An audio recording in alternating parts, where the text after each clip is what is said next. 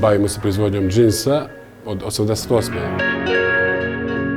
Otprilike na svaku krojnu sliku u idealnim uslovima je kada 20% imate otpadnog materijala. Na godišnjem nivou, kad bi se vratili još unazad tolike godine, onda je to baš velika količina.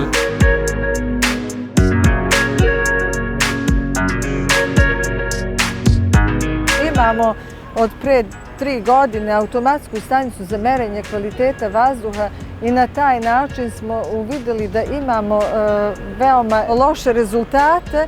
Jedno od rješenja jeste ova primarna reciklaža tekstilnog otpada.